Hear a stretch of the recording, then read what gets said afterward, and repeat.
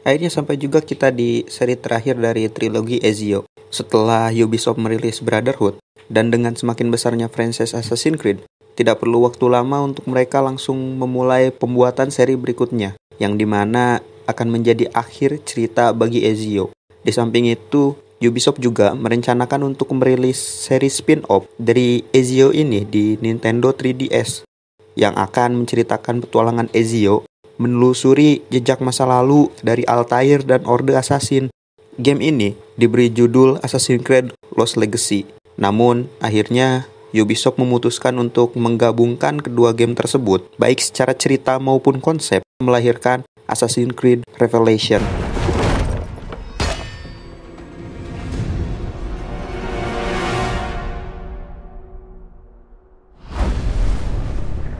Melanjutkan kisah Desmond yang menggantung pada akhir Brotherhood, ternyata efek bleeding dari Animus semakin parah membuat pikiran Desmond sekarang terjebak di dalamnya.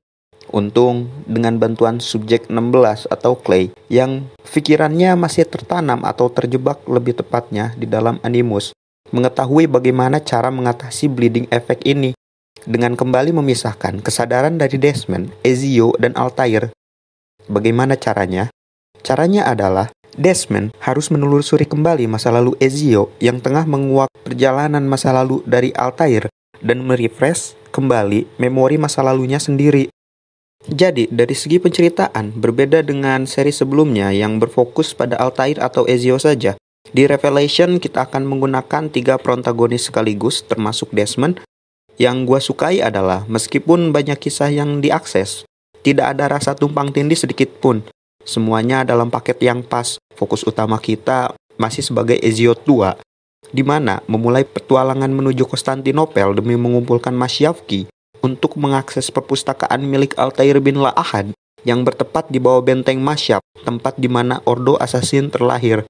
Setiap Masyafki yang kita dapatkan berisi potongan-potongan memori dari Altair, mulai dari pasca Assassin's Creed pertama hingga akhir hayatnya. Meski memori ini hanya berjumlah 5, setiap cerita yang disampaikan sangat berisi. Bagian yang disorot adalah tragedi-tragedi masa lalu Altair, yang dimana mempertebal karakter dan perannya sebagai Master of Assassin paling berpengaruh, namun juga penuh dengan misteri.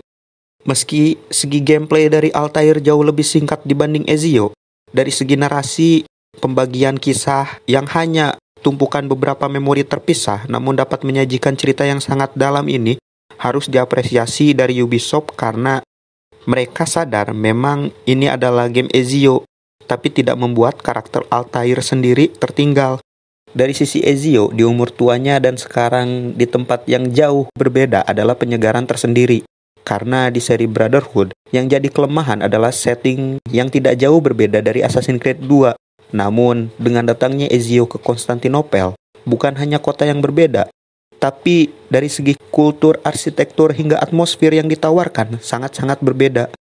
Mulai dari landmark yang kali ini diisi oleh bangunan seperti masjid atau benteng berbentuk kebudayaan Timur Tengah, hingga terdengarnya suara azan saat menjelang senja adalah warna tersendiri bagi game ini.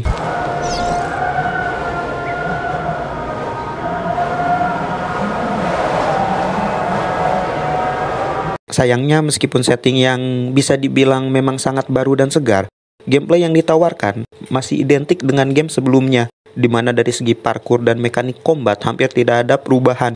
Dan karena Ezio yang sudah tidak muda lagi, Ubisoft menambahkan sesuatu yang pintar, yaitu Hook Blade, sebuah alat untuk membuat parkour lebih cepat dan combat sedikit variatif, serta menjadi alat bantu bagi Ezio yang memang secara pergerakan sudah tidak secepat dulu. Bagusnya, penambahan mekanik ini bukan hanya semata-mata karena improvisasi, tapi memiliki alasan dan narasi di belakangnya yang mendukung penceritaan dari game Assassin's Creed Revelation sendiri. Meski begitu, bukan tanpa celah, justru dari segi penceritaan masa lalu Desmond terasa terbelakang, di mana kita akan dihadapkan dengan 5 pintu menuju tiap-tiap masa lalu penting Desmond, yang nantinya jadi sebuah game puzzle platformer dengan sudut pandang orang pertama, diselangi beberapa dialog selagi kita menyelesaikan tiap levelnya.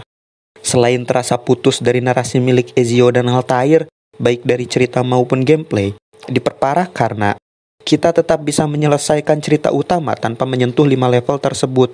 Untungnya interaksi dari Desmond dan Clay masih sangat menarik. Sosok Clay yang menjadi orang dengan keadaan sama bahkan jauh lebih buruk daripada Desmond adalah daya tarik tersendiri. Lagi pula, saat itu memang banyak fans yang bilang, sesi Desmond tidak penting menyebabkan semakin berkurangnya bagian Desmond dari seri ke seri. Padahal nyatanya cerita Desmond adalah sama pentingnya dengan cerita milik Ezio dan Altair. Parahnya, meski cerita yang ditawarkan menarik, posisi seperti sebuah misi sampingan membuatnya malah terasa kurang penting. Jadi gua sarankan, meski terasa aneh dan janggal dari segi gameplay setiap level masa lalu Desmond, wajib untuk dimainkan. Selain untuk mempertebal narasi keseluruhan game, cerita masa lalu tersebut hanya akan dibahas di seri ini, jadi cukup sayang untuk dilewatkan. Mungkin kali ini gua terdengar terlalu banyak ngebahas penceritaan dari per karakter.